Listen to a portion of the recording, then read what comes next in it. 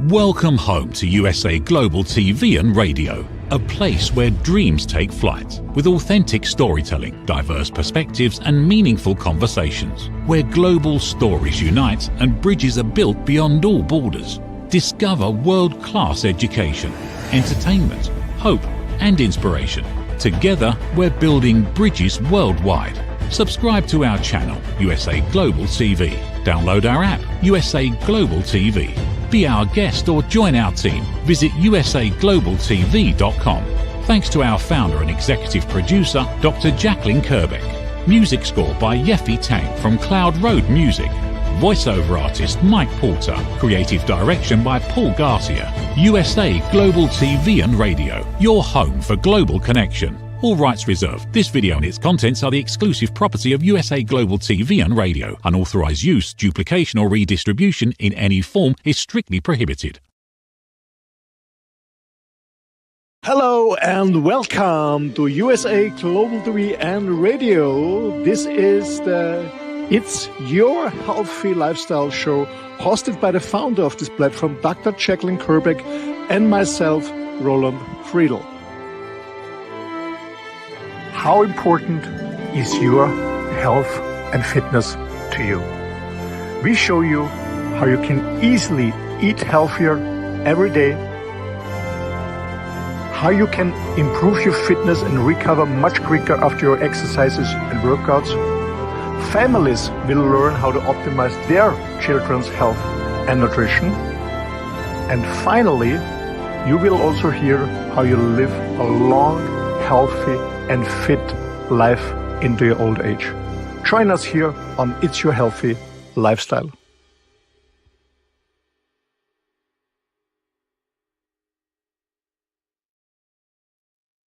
What an uplifting video that was. Thank you, Roland. We're going to have a chat about that. Brings a smile to my face.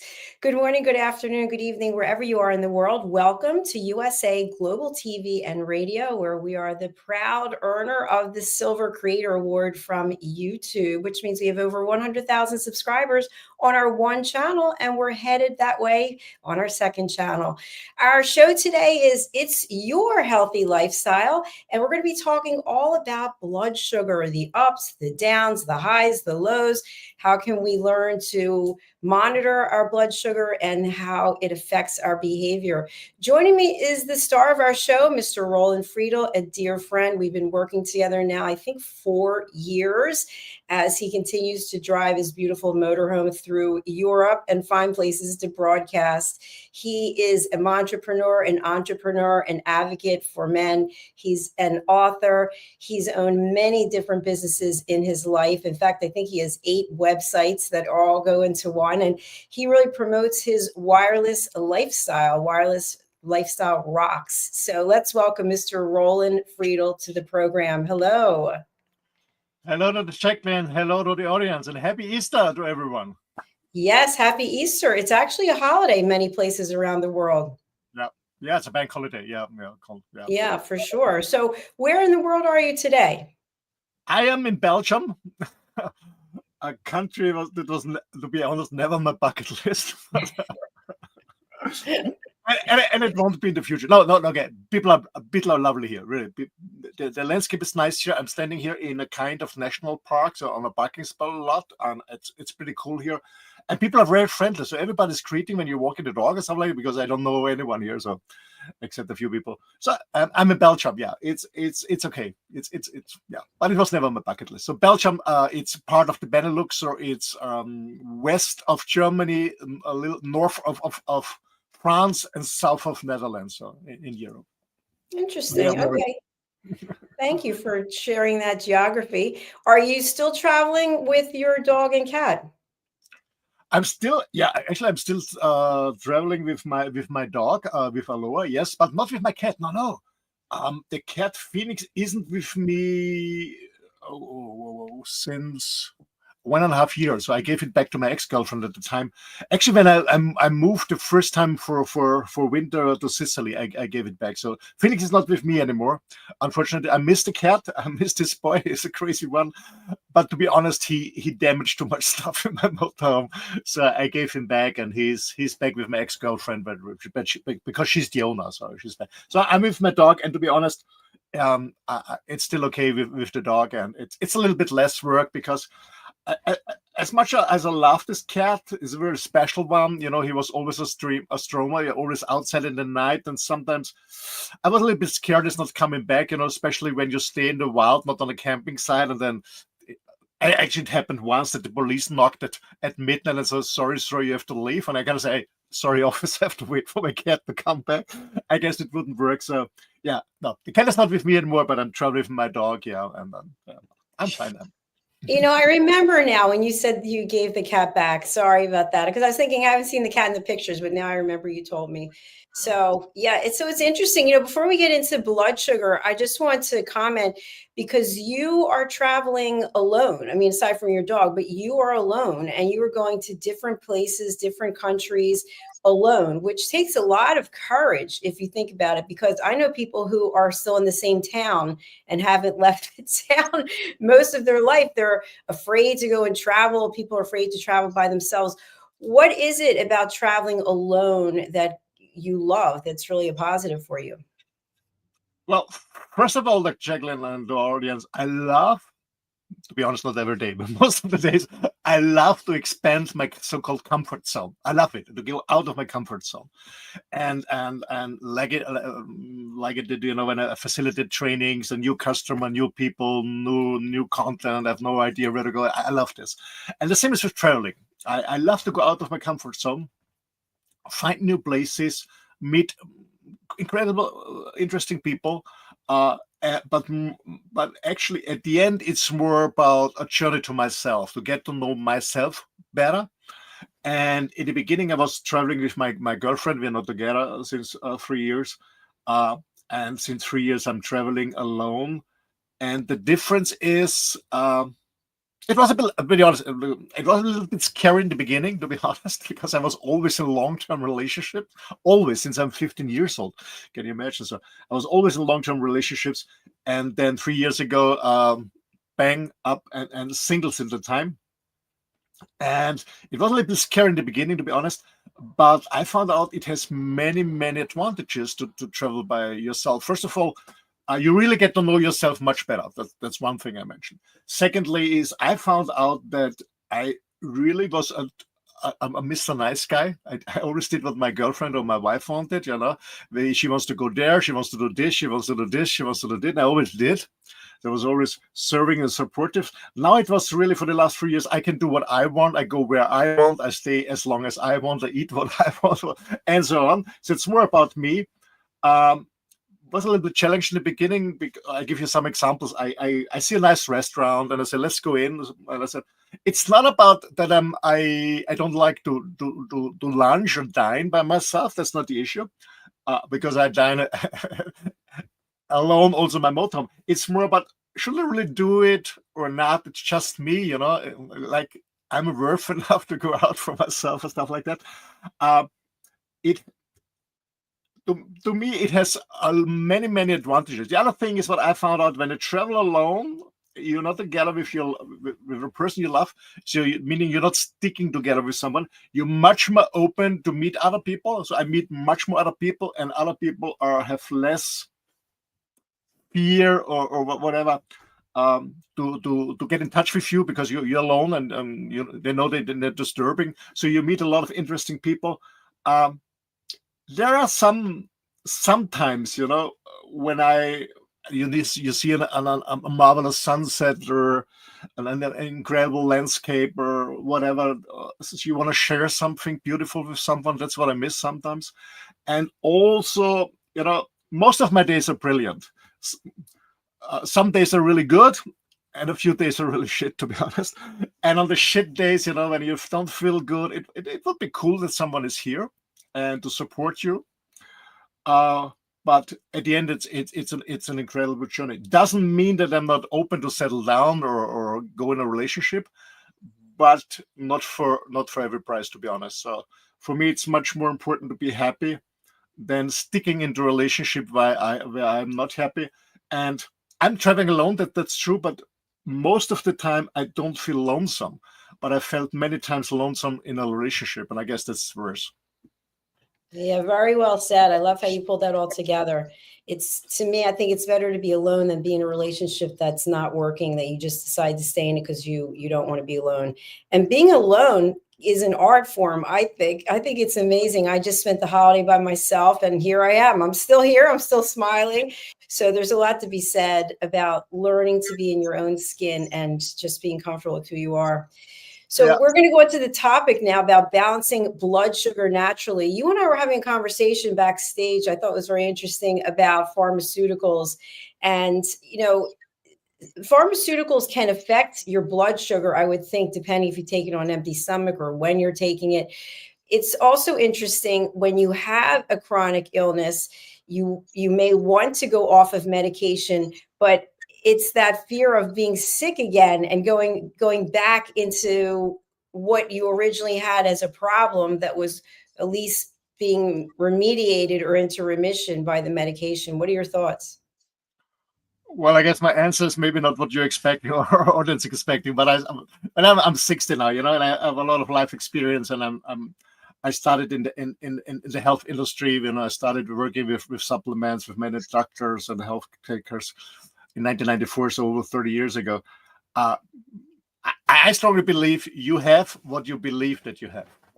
So when you believe in something, when you get a diagnosis from a medical doctor, that's why I avoid them, and you get a diagnosis and you believe in this diagnosis, you're going to have it. That's my strong belief, because everything is energy. We create our own world. We know this. We create our own world. It's just energy. When we believe in it, when we're stuck in it, we have it. Because there are so many studies on, give an example. When you look at studies with placebos, when you believe that the medicine is working, but you got the placebo, it's working. This means what it means is whatever you believe, it's working. Even a placebo. We know this from patients who have tremendous pain, really tremendous pain. They can't stand it anymore. And even when they got a placebo, they felt a release. So I believe it's very in our system. I had a tumor, and I had one large here when I was there, and the second one I didn't go for surgery. I was more in meditation, and I didn't believe, and I said, no, that's not me.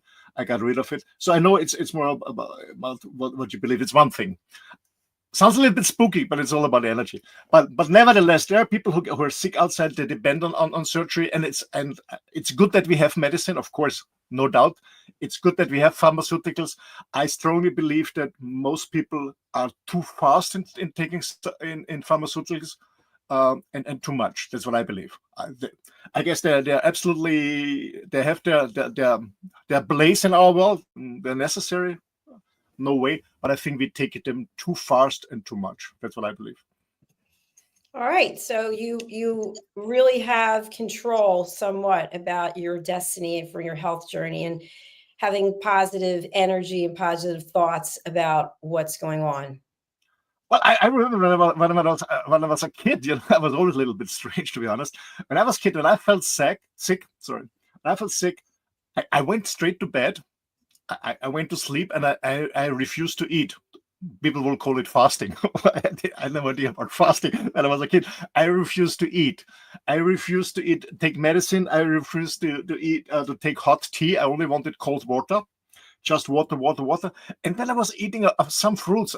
Years later, I found out that fruits are really very beneficial into supporting the immune system. The anti-inflammatory and stuff like that. So I was into berries. I love berries, wild berries. I don't know. I guess I had a natural access to that as a kid, and since that, no, not at all. I mean, I was on pharmaceutical because I had some bad accidents, so cars almost killed me or stuff like that. So I was consciousness in hospital, and whatever they gave me my blood system, but I never felt good about it. Never ever. To be honest, never ever. And I don't take it. But that's my personal stuff. And as a short disclaimer, I'm not a medical doctor. Just, ladies and gentlemen, I was speaking about myself. Yeah, that's important. And many years ago, from one of my teachers, I found out about pain. And he said, when you feel a pain, let's say in your left hand, your body gives you a signal. And when you meditate into this pain, breathe in this pain, then the body tells you exactly where the pain is coming from. It's not from the left hand, maybe it's coming from another part of your body. So, but to be honest, I'm very happy that besides all the accidents I had in my life, I never was really sick. So but maybe it's because I have a very natural access to staying in nature, eating clean, drinking water, exercising, or playing as a kid outside and not in front of a video game. So I don't know if I'm just lucky, or it's because the last 60 years how I behaved. I cannot tell you. I have no idea. But I don't take pharmaceuticals at all. I see twice a year my dentist just to clean up my teeth. That's all I do. Every 5 years I go to do checkups, of course. That's what I do, but no, nothing else. Sorry. That's okay. So yes, thank you for that disclaimer. We are not medical experts. We are not giving health directives. We are just having a conversation about our own experiences. So what is it? What is blood sugar? Can you give a description of that? Well, blood sugar is the blood sugar is when you have too much sugar in your blood. That's blood sugar. You have too much sugar. You can measure the amount of sugar in your blood system, and we all know that it's not healthy. It's not healthy. One thing is that sugar produces inflammation, which is the cause for many different illnesses. And the other thing is, when you have a high blood sugar, is that your body has a problem to produce insulin in a proper way, because insulin is bringing your sugar down. Of course, we need sugar. There's no doubt. It's not about avoiding sugar at all. That's not the point. But when we eat too much sugar and your body, well, actually, we have two types. When we talk about blood sugar, maybe it's all about diabetes. We have diabetes 1 and 2. There's two different forms of diabetes. But when the blood sugar is too high, it means that your sugar intake is too high. Or maybe we go a little bit deep what sugar means. And the other thing is that your body cannot produce insulin in a proper way to bring the sugar down. But it's not healthy, not at all. High blood sugar. So I found when I was eating sugar, and I haven't been eating sugar for a while, but when I was eating sugar, I was constantly craving sugar. And then after I would eat it, I would have this tremendous amount of energy, and then it would come like crashing down, and then you would need more sugar, you'd need something. And it kind of reminds me of when you watch, because I don't have personal experiences, but watching television shows where people are taking a certain kind of drug that brings them up, and they have something to bring them down, and something to bring, it feels like that's what sugar is in that capacity.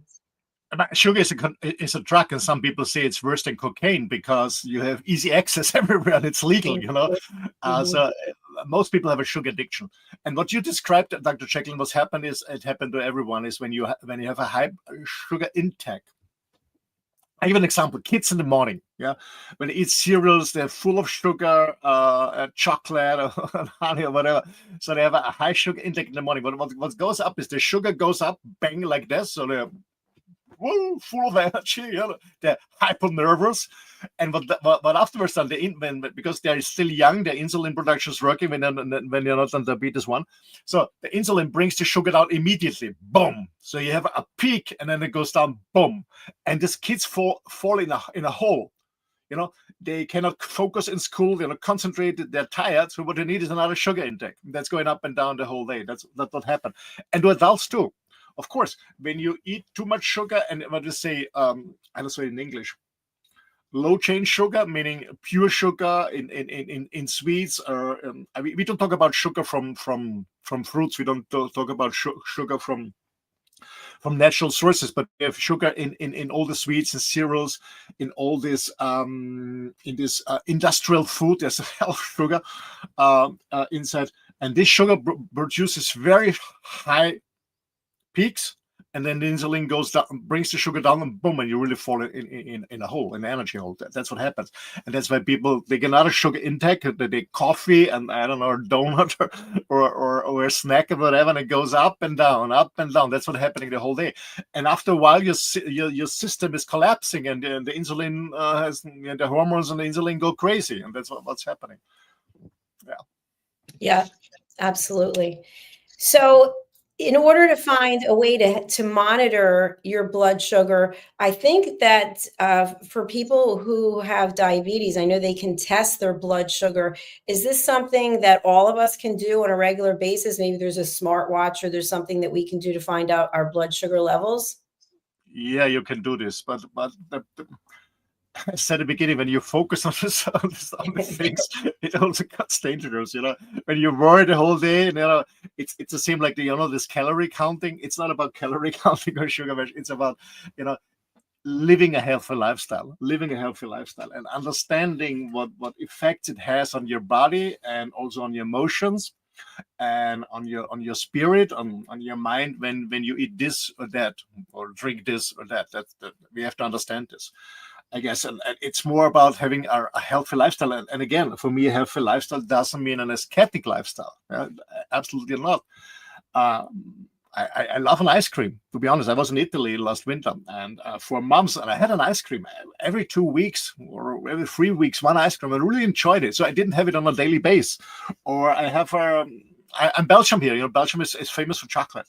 So I got a box of Belgium chocolate. So I enjoy it, but not every day, whatever you call it. But what I do is, I personally do is I avoid processed food, industrial processed food, because there's so much sugar. Because sugar is so cheap, and it's easy to make consumers addicted to buy more and more of the products with sugar.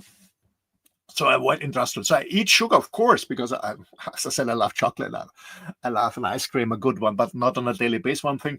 And but I try to avoid sugar that is hidden in products, and most people are not aware. I give you an example. I found in my motorhome, I have a huge storage with some cans. You never know what's happening. So I brought not many, but a few cans, and there was a can of actually an American company. How it's called? This special beans. How you call them? It was beans, but pre-cooked beans. I forgot the word, but anyway. And I was looking at this can. I just wanted to see the expiry date, and then I was reading the ingredients. I said, "Oh my God, baked beans, a very famous company in the US, baked beans." I had this baked beans, and I was reading the ingredients, and I said, "My God, 57% sugar." Of baked beans. So I didn't look at expiry date, I just throw it away in the garbage. Can you imagine almost 60% sugar in baked beans? I didn't know that. As a taste well, I didn't know that. So I avoid, processed food, pre-cooked food and stuff like that. I try to avoid. It means sometimes, actually on Saturday, I was cooking for myself a nice pasta with some shrimp, So, but most of the time I avoid carbs like pasta, bread, and stuff like that. I'm so glad that you brought that up, because if you think about canned food in general, excuse me, I'm not saying specific, I'm just giving you a general statement. It lasts or can last for a very long time. So how is that possible? Because if you're buying fresh food, you know that it's going to go bad. But we buy something that's in a can, we go, "Oh, this is healthy and it's going to be around for long." It's not healthy, probably, because there's all kinds of things in there to make it last. And the other thing is, I love to talk about this. You mentioned this, is that sugar is actually, the term sugar is replaced with other terms that people don't necessarily know what they are. So when you're reading the ingredients, the ingredients on the label, usually whatever comes first has the most amount of quantity in that item. And so they've found creative ways, the manufacturers, I guess, to put sugar into different terms. Can you think of any, like high fructose, I think is one. Can you think of any others? Fructose, dextrose, they have many, many different names now because people get more and more clever. They get more and more educated. And I always say, don't blame the fat and the meat, what the sugar does to you. So people get more and more aware about that it's the sugar and not the fat, the healthy fat, the animal fat. And so people get more aware. So the industry, finds new ways of sugar. Yeah, actually there are different forms of sugar. You have sugar from sugar cane. You can use corn, crop. There are different ways to produce sugar. They also finding new names to really fool the consumers. But the best way is to get fooled just if it's possible. I know, with this modern lifestyle, some people say I don't have the time. My question is always, I know that time is very important, and I guess we only should invest our time in really the very most important things in life. And for me, number one is my health, because if I'm not healthy and fit, I cannot perform in my job, in my business. And secondly, when I finish my job and my business, whatever hour it is or on the weekends, I cannot enjoy my leisure time, my vacation. I cannot enjoy my family, whatever. So for me, health is very, very important. So I said, that's why it's important. I take the time and really have a look what I'm eating, and I found out the best way is to cook for myself freshly. And I think you can really have delicious food that is not very expensive in buying the ingredient, and it's not very, how to say it. Sometimes I cook things that last for takes me 20 minutes or something like that. You really can cook fast stuff, and that is really healthy. But it's another thing. But I come back to sugar. I mentioned, I love chocolate, good chocolate, and I had a favorite brand I was always eating. I'm not mentioning the brand now, but over many, many years. And I don't know if you find out, but cacao is going always more expensive, and cacao and nuts always more expensive and more expensive. And I really have a very fine taste because I don't smoke and stuff like that. And I realized that the chocolate that I was eating for years is not the same anymore, because cacao is so expensive. So they put more sugar in, to equalize it.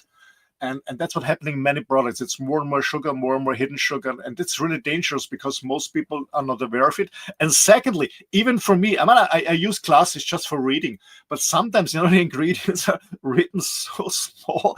It's even difficult for me for my glasses. But I always do it. I take my smartphone when something, sometimes I buy something like that, and I make a screenshot and then I zoom it so I can read it, because the industry is very, very clever to hide it.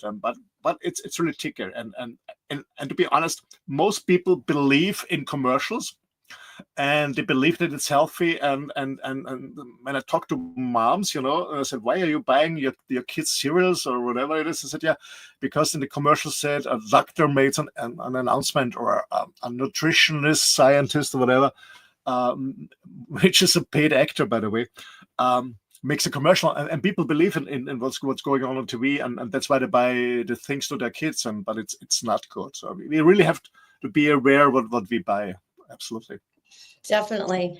And I think this really should go without saying, but I'm going to say it. I think we need to return to common sense. I mean, things make sense and things don't make sense. And because someone goes on a television, like we could say something that's completely ridiculous, and people have to decide, does that make sense to me? Would a reasonable person agree with that statement? And so if you are eating something, cereal, for example, I'm not going to say all cereals, but I remember when I was growing up, there was a lot of pushing for, cereals that were all sugar. I mean, the one, I'm not going to say the name of it, there were loops. They were all different colors. Like, and for example, I can go out to dinner and have a piece of fish and it tastes absolutely delicious because I know it's soaked in butter. It's dripping with butter. And so common sense says if I eat that every day, that's going to be unhealthy. So I'm just asking people to have, use their common sense. Does it make sense or not? If it tastes really sweet, there's some kind of sugar in there. So that being said, I'd love to have a conversation. I've seen some companies advertise they're using monk fruit. as a sweetener. Do you know anything about monk fruit? Yeah, I mean, there are different forms. You can monk fruit or stevia or whatever it is. There are different forms of sweeteners. It's my personal opinion. Okay, if I want something sweet, I have something sweet with the real sugar, or with honey. Boom, yeah. And and then I really enjoy it, without regretting it. I absolutely enjoy it. Or I want to have a real buster, or I want whatever it is. I want the real stuff, but not on a daily basis, and enjoy it. And at that point is people want to have it every day, and then I said, yeah, it's not healthy, so maybe we find a substitute of it. Oh gosh. I always say when I see my friends, why are you doing this, eating this, or drinking this? Yeah, because that's evil. I said, no, man, it's not evil. It's okay. It's about when we talk about what is poison is everything that is too much. When the doses is too much, and sugar is not evil, not at all. But it's the quantity. It's the quantity. It's not that we should totally avoid it, not at all. It's just the quantity. And the other thing is, first of all, I want to state something, because you mentioned cereals. What most people don't know is that breakfast, we always say breakfast is the healthiest meal in the day. It's not. It's never been. Breakfast was invented by the cereal industry in the 50s. And there are some very old commercials on TV. And breakfast was invented by the cereals industry to sell their stuff together with the dairy industry, because cereals on milk. So we never had breakfast before never ever. So breakfast is something new from the 50s. But anyway, so there are many different forms of sugar and subsidized sugar. I use the product, to be honest, because sometimes, I bake a cake in my motorhome, and I never buy sugar. To be honest, I have sugar in my motorhome. When I go to a nice cafe, when I sit on the beach in Spain or wherever, or here in Belgium, there is also a nice cafe here. I have a nice iced coffee. So they serve, the small package of sugar, because I don't use sugar mostly. So I always bring the short packages with me to my motorhome. So if there's a guest and wants a coffee with sugar, I have sugar, because I don't buy sugar. Anyway, but I love to bake sometimes a cake. When I was in Norway and Scandinavia, when I found some blueberries in the wild or so I love to bake. Or in Sicily, they have this in winter, this amazing, huge sweet lemons. They always say, a lemon is sour. Yeah, when it's not mature, but when it's mature and you open it, you bite in it, within 2-3 seconds, it's sweet because the sugar is inside. So I was baking, lemon cake, and I need sugar, but I don't have sugar. So I buy an artificial product. I forgot the name. I throw everything away, because I found out that when dogs eat a little bit of it, they die immediately. And sometimes it happened that, somebody visit friends and they bring a cake and they made it with the sugar substitute, and the family doesn't know it, and the dog gets a bite of it, it dies immediately. I throw all the shit out there. When it's not good for the dog, maybe it's not good for me. So, and with stevia, I don't like the taste of stevia, to be honest. I don't like the taste. So again, it's an option for people who are suffering from diabetes to subsidize it. Yeah. We all know that, for example, aspartame is not really healthy for your brain. It can produce cancer. And then people say, yeah, depending on the quantity you eat, yeah, but so many people, especially in the US, they're drinking, because I don't drink it at all, not at all, this soft drinks. And when you go on Coke Zero or stuff like that, there's a lot of aspartame inside, and people drink and consume too much, and that's not really healthy. So again, my personal point of view, if you want to enjoy sugar, but it's all about the quantity. If you're on diabetes, if you have a diabetes 1 or 2 and you have issues with that, of course you have to substitute it. Absolutely, you have to. Yeah, for sure. It's interesting, and I don't want to use any names, but someone I was very close to who's not here anymore, they ate a ton of sugar, 5 sodas a day. I mean, for most of their life, a big part of their diet was sugar. And the person lived into their 80s. And I often thought to myself, had the person not been eating sugar, would they still be here?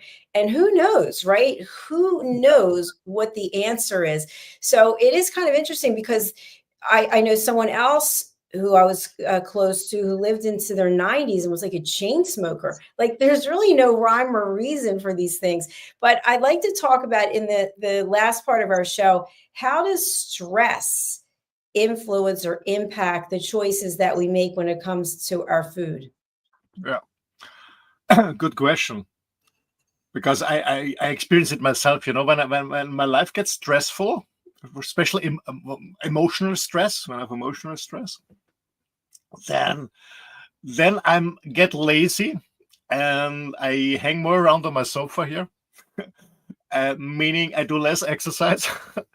I walk less, my dog, so I'm less outside. I'm hanging more around, and when I'm hanging more around, I'm more unsatisfied, and then I have more craving for sweet. That's one thing. That was the experience when I observe myself as happened. When I'm in a good mood and I exercise, I walk my dog, I'm out in nature, I have absolutely no cravings for sweet.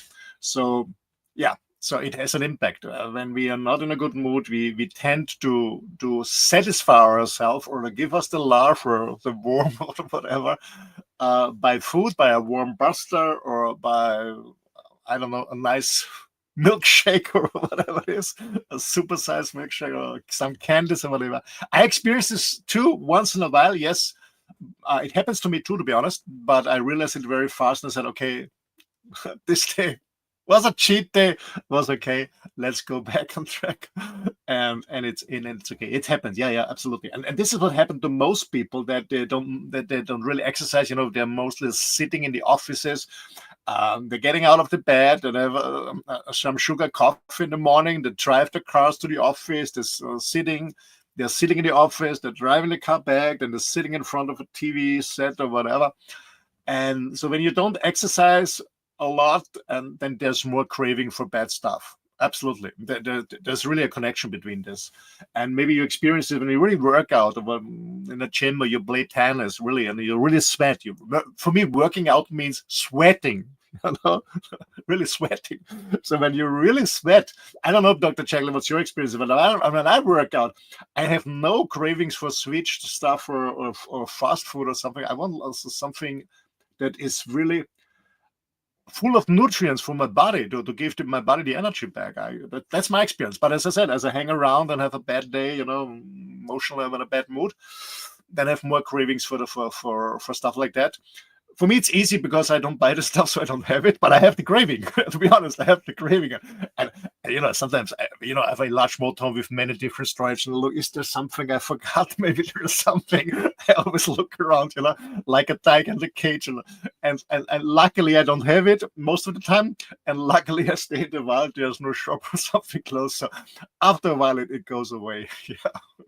Yeah, that's a really good point, Roland.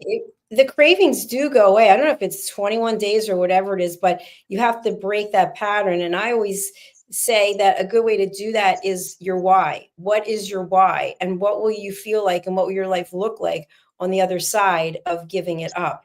Because I do know people who have given up, let's say, smoking, and then they're drinking more coffee, or they've given up gambling, like all the things that are addictions, and then they go to another one. And again, I'm not a psychiatrist, I'm not a psychologist, but the why has to be so strong that that's what I would think drives you to give up the sugar, or sugar in moderation, as you mentioned. I know at times in my life when I was eating sugar and I go grocery shopping, I don't know if it's still the case, but the perimeter, I guess, of the food stores where the healthy food is. And I would just go right for the bakery. I mean, Zoom, let me go to that bakery and see what they have that I love. And now I don't even think about it. I mean, it's not even there. So I do think that you can get these cravings under control if your why is strong enough. And if you prioritize health like you do and I do.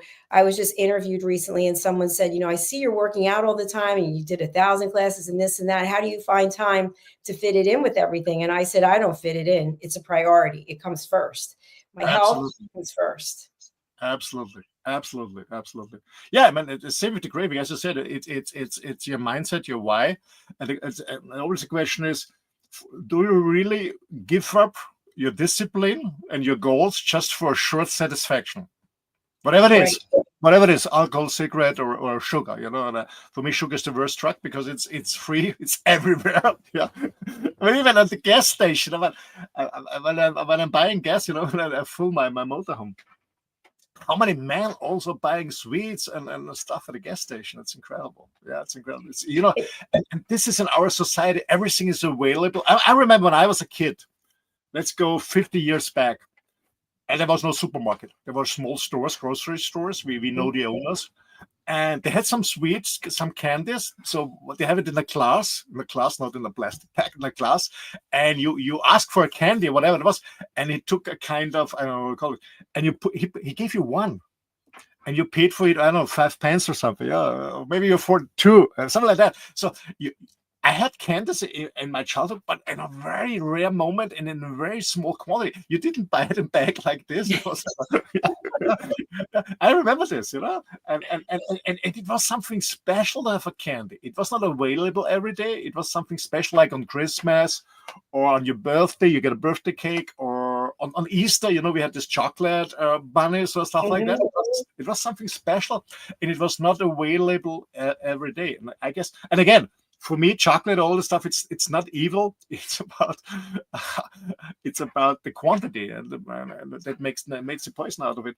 And I think it's for me, it's the same. Sometimes I go to supermarket because I need bottled water or stuff like that. So I go to supermarkets, but and I also sometimes have to cross, where this cookies are and chocolates are, and I look at it, but I have no craving. Sometimes I look at it because I wonder if there's something new in the market, or sometimes I just look around. Is there something that I remember from my childhood? Is there still this brand on the market? So I'm just curious.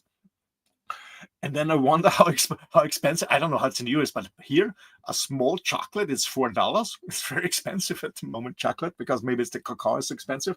So but I have no cravings to buy it. Absolutely.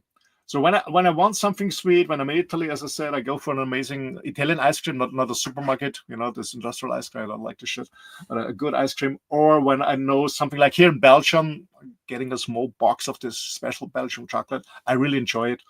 And I think, I guess what we really have to learn is enjoy things, not just consuming it without thinking about it, watching TV and eating ice cream or whatever it is, yeah. So really enjoy the moment, be in the present moment. And maybe it sounds a little bit weird for some people, but when I am in Italy and I go to this ice, how do you call it, gelaterias, yeah, on the beach, I take this thing with me, and I sit there and I look at the sea, and I felt like I was 5 years old when I first time was in Italy. So for me, it's a childhood to remember, and I'm so in the present moment. I enjoy this ice cream. I don't talk to anyone. It's just the ice cream and me, and I absolutely enjoy it, And I think we have to really come back and learn to be in the present moment and enjoy things like an ice cream, a good cake, or whatever, and not just because I'm bored, I'm unhappy, I'm in a bad mood, and just putting the stuff in without thinking. I think that is a great way to sum up this episode. It's so true.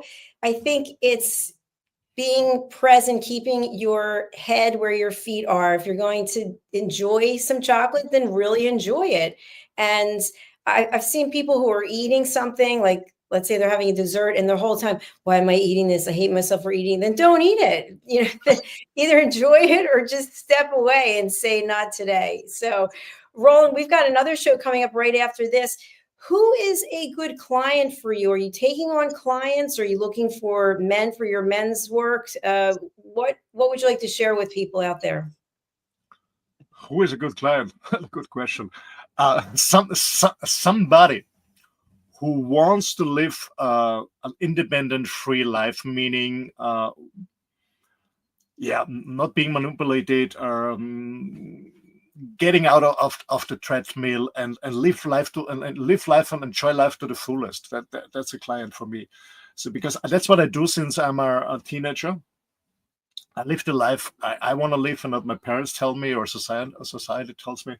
So if you have the feeling that there's something more to come, there's something more to be, something more to explore, just contact me, and maybe we find a way how I can support you or go some miles with you be on your side, and I know, because in the beginning it's sometimes a little bit scary if we go in a different direction.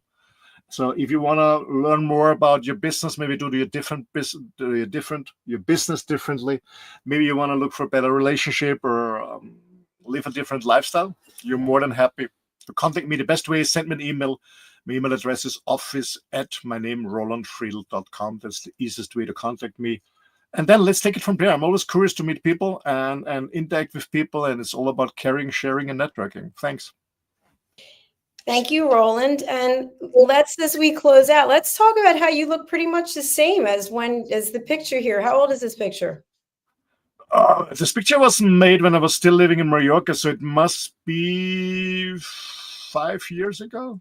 Well, give me a sec. 2018. It must be 2018 or 19. Yeah, you still look pretty much the same. Yeah. 7 years ago. Yeah, good for you. Your healthy lifestyle's working. Thank you. All right, we will see you back here shortly for the Mallorca connection. Thank you, Roland. Thank you. All the best, ladies and gentlemen. Happy Easter. Thank you. Bye. Bye. Thank you, everyone. Please do go and contact Roland. He gave his email address, which we'll put up again. It's office@rolandfriedl.com. And for people listening on an audio platform only, that's OFFICE@ROLANDFRIEDL.com. We are going to go over to our sponsors now, and we'll be right back very shortly. So please stay with us here at USA Global TV and Radio. In a world full of noise, misunderstandings, and interruptions, master the art of listening with Dr. Jacalyn Kerbeck. Dr. Jacalyn Kerbeck is the listening mentor of USA Global TV and Radio and the Amazon #1 best-selling author of Mastering the Power of Elevated Listening. Elevate your listening. Elevate your life.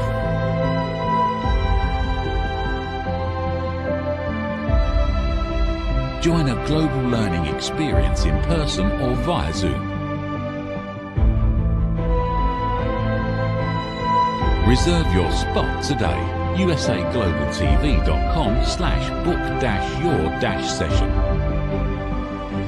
or drjacalyn.thinkific.com. Join Dr. Kerbeck's listening courses or hire her to unlock deeper connections and authentic conversations.